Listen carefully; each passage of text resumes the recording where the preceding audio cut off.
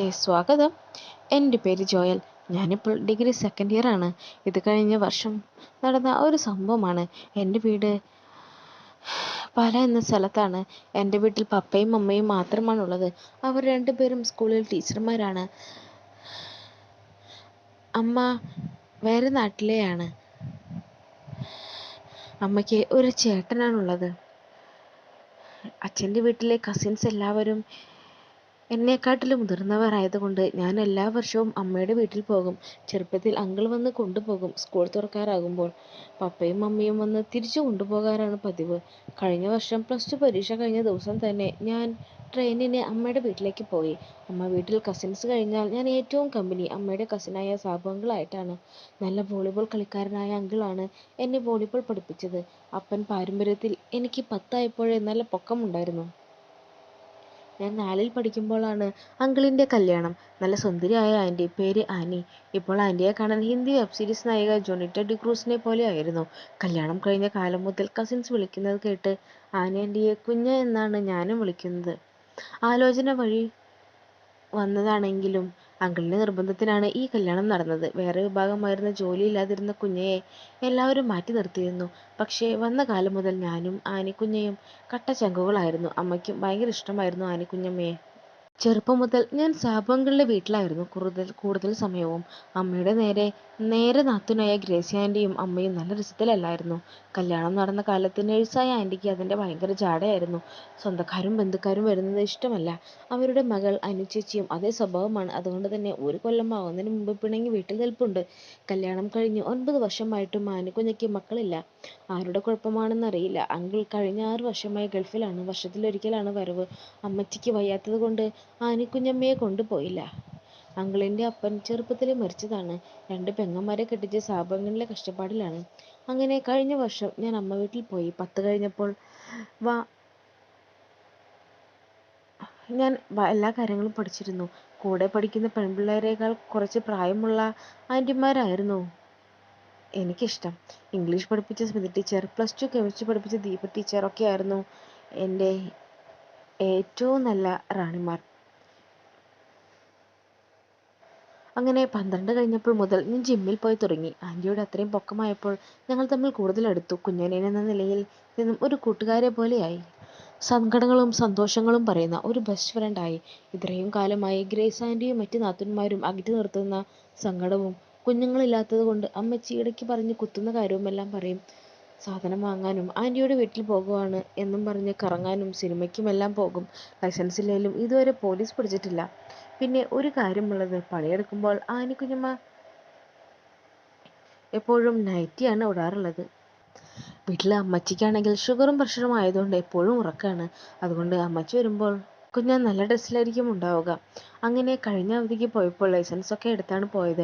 അങ്ങനെ ഒരു ദിവസം വൈകിട്ട് അമ്മച്ചിക്ക് വയ്യ, പനിയാണ്, കൂട്ടുകിടക്കാൻ വരാൻ എന്നോട് ആനിക്കുഞ്ഞ പറഞ്ഞു. പനി കൂടുവാണെങ്കിൽ ആശുപത്രിയിൽ കൊണ്ടുപോകാനാണ്. എല്ലാ പ്രാവശ്യവും അവിടെ പോകുമ്പോൾ തറവാട്ടിൽ കിടക്കുന്നതിനേക്കാൾ അവിടേക്കാണ് കിടക്കാറ്. കാരണം അവിടെ അനുചേച്ചി ഉള്ളത് കൊണ്ട് ഹാളിൽ കിടക്കണം. ഗ്രേസ് ആൻറ്റി ആണെങ്കിൽ വെള്ളത്തിൻ്റെയും കറണ്ടിൻ്റെയും കഴിച്ച ഭക്ഷണത്തിൻ്റെയും കണക്ക് പറയും. പിന്നെ ഇപ്രാവശ്യമെങ്കിലും ആനിക്കുഞ്ഞിയെ സെറ്റാക്കണമെന്ന് വല്ലാത്ത ആഗ്രഹമുണ്ട്. എന്തെങ്കിലും ചാൻസ് കിട്ടിയാലോ എന്ന് കരുതി ഞാൻ ആവേശം മുഖത്ത് കാണിക്കാതെ ഓക്കെ പറഞ്ഞു. അങ്ങനെ ഞാൻ ഒരു 6 മണി കഴിഞ്ഞപ്പോഴേ കളി കഴിഞ്ഞ് ഞാൻ കുഞ്ഞയുടെ വീട്ടിലെത്തി. അവിടെ എത്തി അടുക്കളയിൽ കുഞ്ഞയെ സഹായിച്ച് വർത്തമാനം പറഞ്ഞിരുന്നു. നീല കളറിൽ നല്ല ചാർക്ക് ലുക്കിലാണ് കുഞ്ഞ. പണി എളുപ്പത്തിന് നൈറ്റി കുത്തിയിട്ടുണ്ട്. വെളുത്ത കാലിൽ സ്വർണ്ണപ്പാസരം കിടക്കുന്നത് കാണുമ്പോൾ തന്നെ നല്ല ഭംഗിയാണ്. അങ്ങനെ കോളേജിലെ വാർത്തകളും ഇവിടുത്തെ ഓരോ അവിഹിതങ്ങളും പറഞ്ഞ് പണി കഴിഞ്ഞപ്പോൾ 8 ഞങ്ങൾ കൂളായി തമാശകളും ഒക്കെ പറയാറുണ്ട്. 8:30 ആകുമ്പോൾ അമ്മച്ചി മരുന്ന് കഴിച്ച് കിടക്കും. അങ്ങനെ ഫുഡ് കഴിഞ്ഞ് 9 മണി ആയപ്പോൾ കുഞ്ഞ് പോയി കുളിച്ചു വന്ന് കിടക്കാമെന്ന് പറഞ്ഞു. അപ്പോഴാണ് അടുത്ത പ്രശ്നം. ഞാൻ സ്ഥിരം കിടക്കുന്ന മുറിയിൽ വീട് പെയിന്റ് ചെയ്യാൻ വേണ്ടി മാറ്റിയ സാധനങ്ങൾ പകുതിയും ഇപ്പോഴും ബാക്കിയുണ്ട്. മൊത്തം പൊടിയാണ്. ഹാളിൽ കിടക്കാൻ നേരം കുഞ്ഞ പറഞ്ഞു കുഞ്ഞയുടെ മുറിയിൽ കിടക്കാമെന്ന്. അത് കേട്ടപ്പോൾ എൻ്റെ മനസ്സിൽ വല്ലാത്ത ഫീൽ വന്നു. ഞാൻ പതുക്കെ റൂമിൽ കയറിയപ്പോൾ വെളുത്ത് ടൈറ്റ് നൈറ്റിയിൽ കിടു ലുക്കിൽ കുഞ്ഞ് നിൽക്കുന്നു. എൻ്റെ നോട്ടം കണ്ട് കുഞ്ഞൻ പറഞ്ഞു, എൻ്റെ കുഞ്ഞ് നീ എന്ത് നോക്കി നിൽക്കുക, വന്ന് കിടക്കെന്ന് പറഞ്ഞു. അങ്ങനെ രണ്ടാളും കിടന്നു കഴിഞ്ഞപ്പോൾ ലൈറ്റ് ഓഫാക്കിയില്ലായിരുന്നു. അപ്പോൾ കുഞ്ഞ് പറഞ്ഞു, ഞാൻ ഉറങ്ങുന്ന സമയം ആയില്ല, നീ ഉള്ളത് കൊണ്ട് ഞാൻ നേരത്തെ കിടന്നെന്നാ കിടന്നതാണെന്ന്. അപ്പോൾ ഞാനും പറഞ്ഞു ഞാനും ഉറങ്ങാൻ താമസിക്കുമെന്ന്. അങ്ങനെ ഞങ്ങൾ ചെരിഞ്ഞു കിടന്നുകൊണ്ട് വർത്താനം പറഞ്ഞു. അങ്ങനെ ഞങ്ങൾ ഓരോന്നും പറഞ്ഞു കിടന്നു. ചെരിഞ്ഞു കിടക്കുന്നത് കൊണ്ട് എനിക്ക് നല്ല വെളിച്ചവും ഉണ്ടായിരുന്നു അങ്ങോട്ടേക്ക്. പെട്ടെന്ന് എന്തോ ഓർമ്മ വന്ന പോലെ അങ്കിൾ രാത്രി വിളിക്കുമെന്ന് ചോദിച്ചു. അപ്പോൾ വലിയ താല്പര്യമില്ലാതെ ഓ ഇല്ലായിരിക്കും എന്ന് പറഞ്ഞു. ഈ വിഷയം മാറ്റുന്ന പോലെ നിനക്ക് പെൺപിള്ളേരൊന്നും സെറ്റായില്ലേ എന്ന് ചോദിച്ചു. അപ്പോൾ ഞാൻ പറഞ്ഞു ഓ കാണാൻ കൊള്ളുന്ന പെൺപിള്ളേരൊന്നും ക്ലാസ്സിലില്ല. നിനക്ക് എങ്ങനെയുള്ള പെൺപിള്ളേരാണ് ഇഷ്ടം എന്ന് ചോദിച്ചു. അപ്പോൾ ഒരു ചൂണ്ടിട്ട് നോക്കാമെന്ന് വിചാരിച്ച് എനിക്ക് കുഞ്ഞെ പോലെയുള്ളവരെയാണ് താല്പര്യമെന്ന് പറഞ്ഞു. അത് പറഞ്ഞപ്പോൾ അതെന്താ അങ്ങനെയെന്ന് ചോദിച്ചു. അപ്പോൾ ഞാൻ പറഞ്ഞു ഈ സൗന്ദര്യവും സ്വഭാവവും അങ്ങനെയെന്ന് പറഞ്ഞു. ഈ കാര്യത്തിൽ എനിക്ക് അങ്കിളിനോട് വല്ലാത്ത അസൂയാണെന്നും പറഞ്ഞു. അപ്പോൾ പുച്ഛത്തിൽ അങ്കിളിന് കിട്ടിയിട്ട് വലിയ കാര്യമില്ല എന്ന് പറഞ്ഞു. അതെന്താ കുഞ്ഞാ അങ്ങനെ പറഞ്ഞത് ഞാൻ ചോദിച്ചു. അപ്പോൾ പെട്ടെന്ന് കരഞ്ഞുകൊണ്ട് ഞാൻ ആകെ ഒറ്റപ്പെട്ടു പോയടാ എന്ന് പറഞ്ഞു. നിന്റെ അമ്മ ഒഴികെ ആരും കൂട്ടില്ലടാ എനിക്ക്. എല്ലാവരും പിള്ളേരുണ്ടാകാത്തതിന് എന്നെ കുറ്റപ്പെടുത്തുകയാണ്. ട്രീറ്റ്മെൻറ്റ് എടുക്കാൻ പറഞ്ഞാൽ കേൾക്കത്തില്ല. ഞാൻ ഒറ്റയ്ക്ക് പോയി ഡോക്ടറെ കണ്ടപ്പോൾ എനിക്ക് പ്രശ്നമൊന്നും കാണുന്നില്ല എന്നാണ് പറഞ്ഞത്. ഇപ്പോഴാണെങ്കിൽ അങ്ങേർക്ക് നല്ല പ്രമേഹമുണ്ട്. അത് ഇവിടുത്തെ അമ്മ പാരമ്പര്യത്തിലുള്ളതാണ് എന്ന് പറഞ്ഞ് കുഞ്ഞ് എൻ്റെ തോളിൽ ചാരി കരഞ്ഞു. അപ്പോൾ ഞാൻ സമാധാനിപ്പിച്ചു. അല്പം കഴിഞ്ഞ് കുഞ്ഞ് എൻ്റെ താടിയിൽ തലോടിക്കൊണ്ട് എന്നോട് ചോദിച്ചു, എടാ ജോയലെ, നീ എന്താ എന്നെ പോലെയുള്ള പെൺപിള്ളേരെയാണ് ഇഷ്ടമെന്ന് പറഞ്ഞത്? നേരത്തെ പറഞ്ഞ ഉടായിപ്പ് ഉത്തരം വേണ്ട, ഫ്രണ്ട് എന്ന നിലയിൽ പറയാമെങ്കിൽ പറഞ്ഞോ. രണ്ടും കൽപ്പിച്ച് ഞാൻ പറഞ്ഞു, അതെന്താന്ന് വെച്ചാൽ എനിക്ക് കുഞ്ഞെ പോലെയുള്ള അച്ചായത്തികളാണ് ഇഷ്ടം. അപ്പോൾ ചിരിച്ചിരുന്ന കുഞ്ഞയുടെ മുഖം പെട്ടെന്ന് പാറി. ഞാൻ പെട്ടെന്ന് പേടിച്ചു പോയി. അപ്പോൾ നീ എന്നെ അങ്ങനെയല്ലേ കാണുന്നത്? അപ്പോൾ ഞാൻ ആ വെപ്രാളത്തിൽ എഴുന്നേറ്റിട്ട് പറഞ്ഞു, അയ്യോ കുഞ്ഞ, നമ്മൾ ഫ്രണ്ട്സ് എന്ന വളത്തിൽ പറഞ്ഞതാണ്, അല്ലാതെ കുഞ്ഞ സത്യം ഇതുവരെ ഞാൻ അങ്ങനെയൊന്നും ചിന്തിച്ചിട്ടില്ല. എന്നിട്ടാണോടാ ഇത് ഇങ്ങനെ നിൽക്കുന്നത്?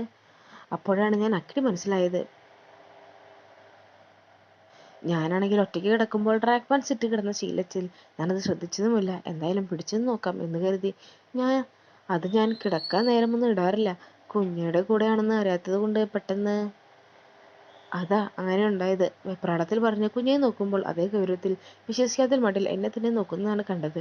എന്നിട്ട് കണ്ണിൽ നോക്കി കുറച്ചുനേരം നോക്കിയിട്ട്, നിനക്ക് മുഖത്ത് നോക്കി സംസാരിക്കാൻ അറിയില്ലടാ, അതെങ്ങനെയാ? എപ്പോഴും ചെക്കൻ്റെ കണ്ണ് വല്ലോടത്തേക്കല്ലേ? ഞാൻ തല കുനിച്ചപ്പോൾ നേരെ നോക്കണം എന്ന് പറഞ്ഞു.